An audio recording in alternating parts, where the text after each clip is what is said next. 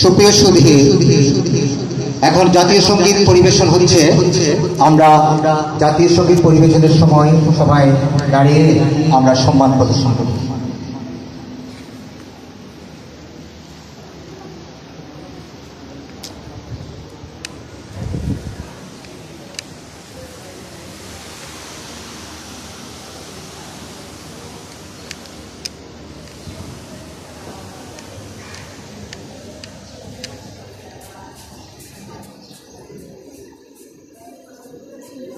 দাঁড়া দাঁড়া দাঁড়া যাও দাঁড়া যাও।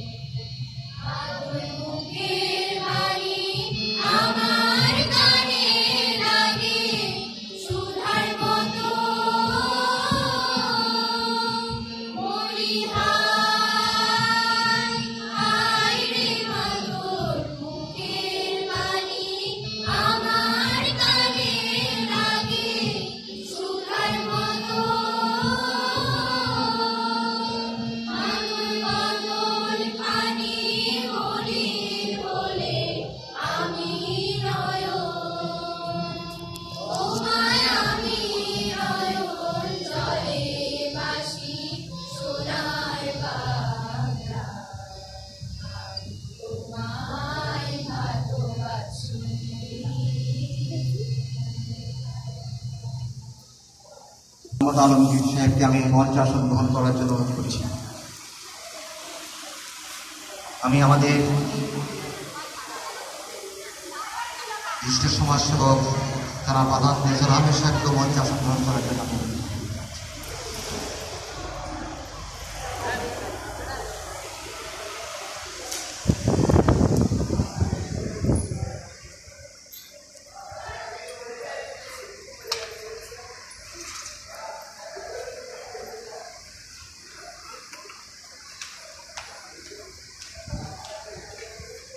সুপ্রিয় সুধী, এই পর্যায়ে আমাদের সভাপতি মহোদয় কে ফুলের শুভেচ্ছা জ্ঞাপন করছেন আমাদের ইংরেজি বিভাগের অধ্যাপক লাইলা নাজরীন রম, সেই সাথে আমাদের অতিথিবৃন্দকে ফুলের শুভেচ্ছা জ্ঞাপন করছেন আমাদের কলেজের ছাত্রীবৃন্দ।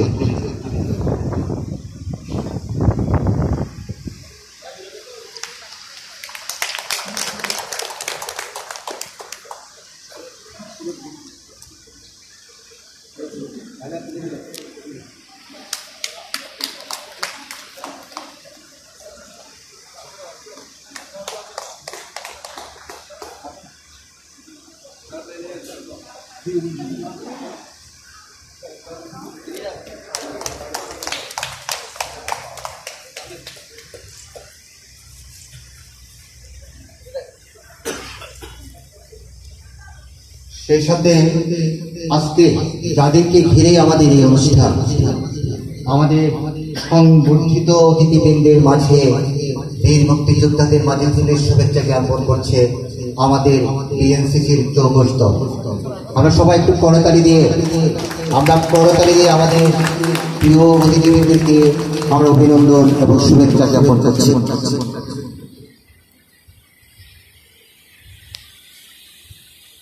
সুপ্রিয় সুধী, এখন পবিত্র কোরআন থেকে তেলাওয়াত করবেন হাফেজ মৌলানা আব্দুর রহমান।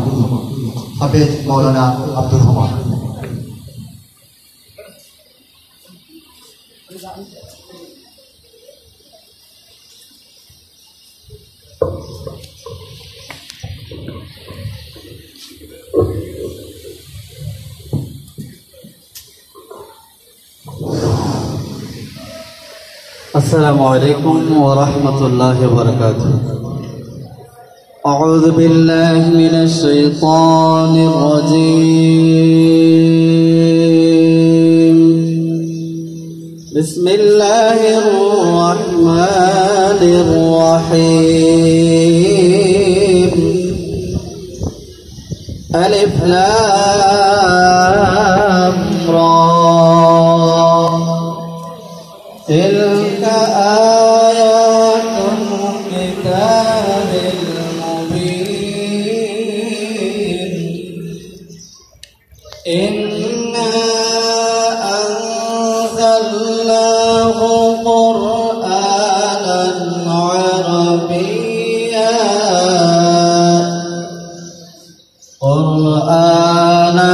عربيا لعلكم تعقلون. صدق الله العظيم وصدق رسوله النبي الكريم. السلام عليكم.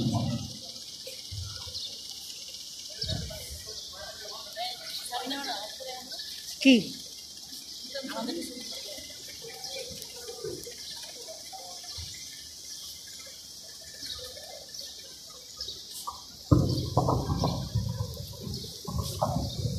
সুপ্রিয় সুধী,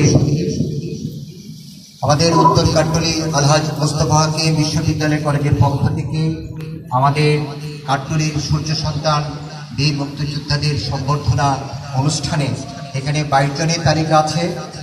তোর মধ্যে 5 জন আমাদের মরণোত্তর। আমি তাদের পরিবারের পক্ষ থেকে যদি কেউ এসে থাকে, আমি বিনীতভাবে অনুরোধ জানাচ্ছি আমাদেরকে একটু নামটা দেওয়ার জন্য।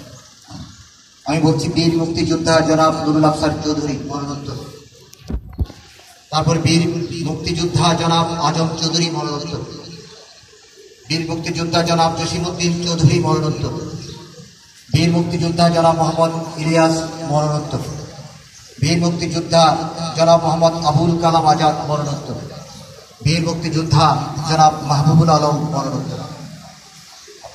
নামটা একটু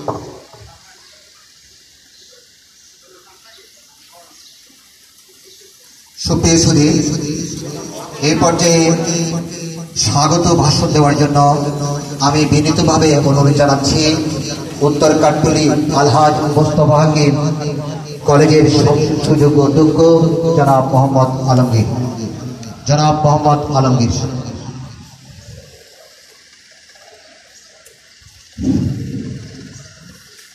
বিসমিল্লাহির রহমানির রহিম। আমি শুরুতে যাদের নামে এই বিশাল শিক্ষা প্রতিষ্ঠান আলহাজ আব্দুল হাকিম মাইজবানী রহমতুল্লাহ এবং মরহুমা মোস্তফা খাতুনের স্মৃতির প্রতি গভীর শ্রদ্ধা জানিয়ে আমি আমার বক্তব্য শুরু করছি। উত্তর কাঠপুলি আলহাজ মোস্তফা হাকিম কলেজ কর্তৃক আয়োজিত জাতির জনক বঙ্গবন্ধু শেখ মুজিবুর রহমানের জন্ম শতবার্ষিকী ও স্বাধীনতার শুভ জয়ন্তী উপলক্ষে কাঠপুলি বীর মুক্তিযোদ্ধাদের সম্বর্ধনা অনুষ্ঠানের সম্মানিত সভাপতি, বিশিষ্ট সমাজসেবক, কলেজের সম্মানিত প্রতিষ্ঠাতা চট্টগ্রাম সিটি কর্পোরেশনের সাবেক সফল মেয়র আলহাজ এম মঞ্জুর আলম মহোদয় আমাদের মাঝে এখনও উপস্থিত হননি। আমাদের সম্মানিত প্রধান অতিথি উপস্থিত আছেন বীর কমান্ডার, বিশেষ অতিথিবৃন্দ, সংগঠিত অতিথিবৃন্দ, কলেজ ও স্কুলের সম্মানিত শিক্ষক শিক্ষিকাবৃন্দ, আজকের সুধী সমাবেশ, আসসালামু আলাইকুম। আমি প্রথমে শ্রদ্ধাভরে স্মরণ করছি স্বাধীনতার মহাস্থপতি জাতির জনক বঙ্গবন্ধু শেখ মুজিবুর রহমানের প্রতি শ্রদ্ধা জ্ঞাপন করছি। ৩০ লক্ষ শহীদ ও ২ লক্ষ মা বোনের সম্ভ্রমহানি, যাদের ত্যাগের বিনিময়ে এই মহান স্বাধীনতা। আজকের এই মহৎ অনুষ্ঠানের আয়োজন করতে পেরে আমরা অত্যন্ত গৌরব বোধ করছি। যাদের ত্যাগের বিনিময়ে আমাদের প্রিয় স্বাধীনতা কাঠপুলির সূর্য সন্তান সেই মুক্তিযোদ্ধাদেরকে আমরা সম্মান জানাতে পারছি। স্বাধীনতার সুবর্ণ জয়ন্তী এই ৫০ বছরে আমাদের দেশ বিশ্ব দরবারে মাথা উঁচু করে দাঁড়াতে সক্ষম হয়েছে। মাননীয় প্রধানমন্ত্রী জননেত্রী শেখ হাসিনার বলিষ্ঠ নেতৃত্বে দেশ এখন উন্নয়নশীল রাষ্ট্রের সুফল রচনা করেছে। দেশের এই বিরাট অর্জনের প্রথমে আমাদের বীর মুক্তিযোদ্ধাদের প্রতি সম্মান জানাতে হবে, তাহলেই বাংলাদেশে বঙ্গবন্ধুর প্রকৃত সোনার বাংলায় রূপান্তরিত হবে। পরিশেষে সকলের প্রতি বিনম্র শ্রদ্ধা, কৃতজ্ঞতা এবং ধন্যবাদ জানিয়ে আমার বক্তব্য শেষ করছি। আল্লাহ হাফেজ।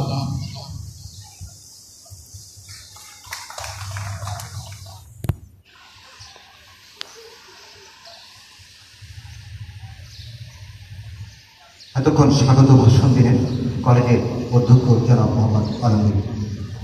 এই পর্যায়ে আমি শুভেচ্ছা বক্তব্য রাখার জন্য অনুরোধ করছি আজকে আমাদের সংবর্ধিত অতিথিদের পক্ষ থেকে বীর মুক্তিযোদ্ধা নুরুদ্দিন চৌধুরী।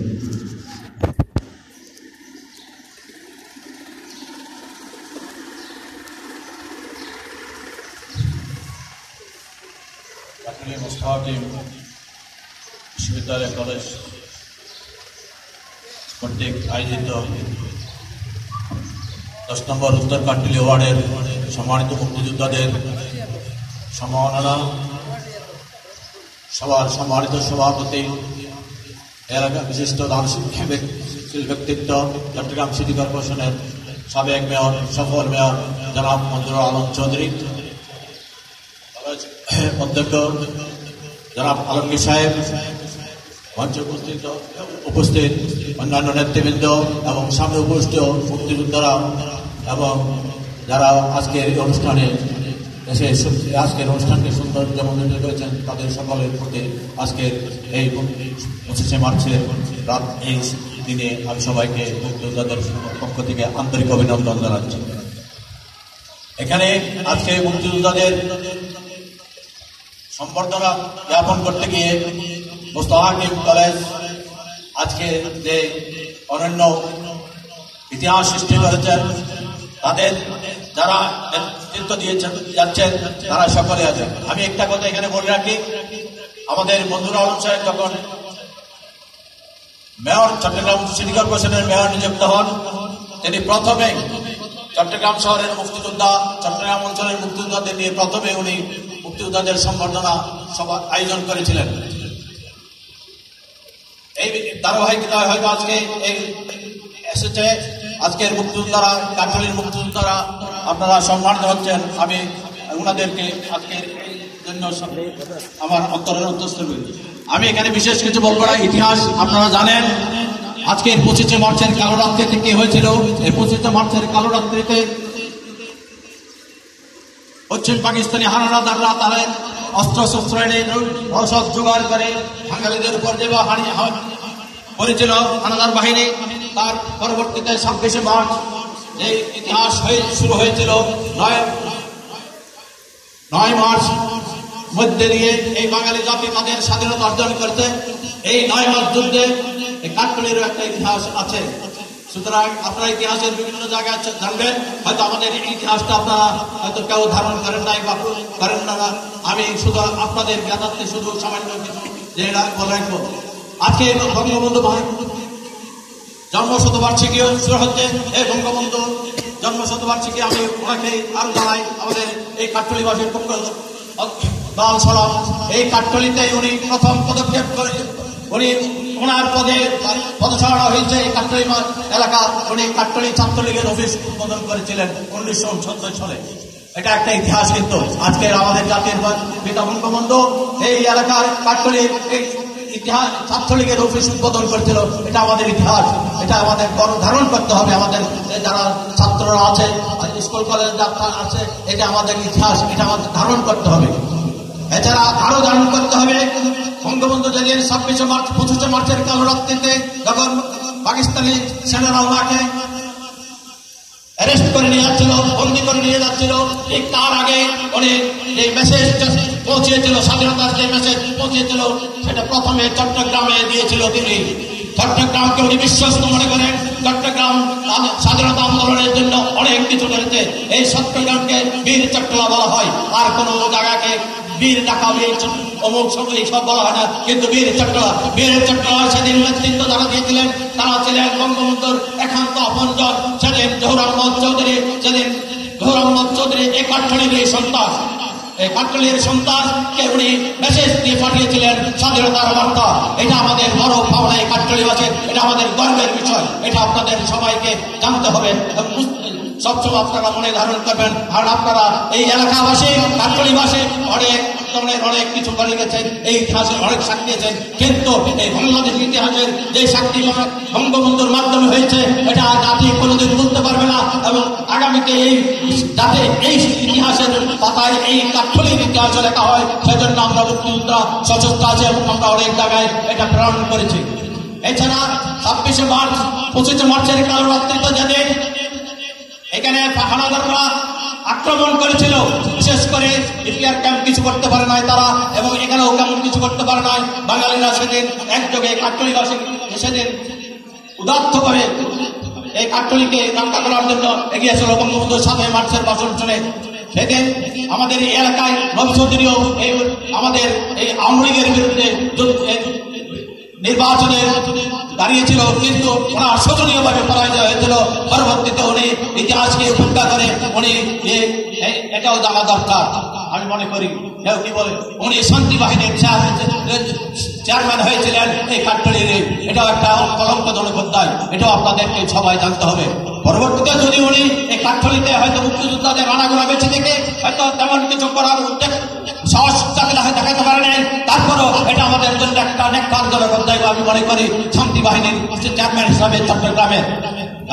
আমি এদিকে কথা বলবো না। 26 মার্চ থেকে এই ডিসেম্বরের 16 ডিসেম্বর পর্যন্ত আমাদের কাঠগড়ালিতে কি হয়েছে, এই কাঠগড়ালি যারা মুক্তিযোদ্ধারা আছে তারা এই এলাকাতে পাহারা দিয়ে এই এলাকাকে শত্রুমুক্ত করার জন্য অনেক রক্ত ঝরিয়েছেন। এখানে অনেকে অনেক কষ্ট স্বীকার করেছেন। 26শে মার্চ 25শে মার্চের কালো রাত্রিতে যখন পাকিস্তানিরা এই ক্যান্টনমেন্ট আক্রমণ করে, এই ক্যান্টনমেন্টে যে ইপিআর বাঙালি যে সৈন্যরা ছিল তারা সবাই পাহাড় ডিঙ্গিয়ে এই বিশেষ করে আজকের ইগল স্টার টেক্সটাইল মিল এই এলাকাতে তারা আশ্রয় নিয়েছিল। তাদের অনেকে রক্ত ঝরতেছিল, তারা বুলেটের আঘাতে জর্জরিত নিতেছিল, কারো গায়ে কাপড় ছিল না, কারো এই সেদিন বাঙালি এদের করেছিল যারা সেই কাঠগড়ালিবাসী সেদিন এই পাহাড়ের মধ্যে তাদের জন্য কাপড় চোপড় থেকে আরম্ভ করে তারা সেদিন পাঠিয়েছিল। তাদের খানা ধরা দিয়েছিল 1003 দিন, তারপরে তারা আস্তে আস্তে ছড়ে গিয়েছিল। এইভাবে কাঠগড়ালির একটা ইতিহাস। এই যে আছে, এইগুলো ইতিহাস। এরপরে আমি ইতিহাসের বিভিন্ন পাতায় যেতে গেলে আমাদের এই এলাকাতে যারা বিশেষ করে আজকে অনেকে মঞ্জু সাহেবকে সম্বর্ধনা দেওয়ার জন্য যাওয়া খরচা, এটা কাটলের একটা গৌরবের ইতিহাস। কাটলেরও গৌরবের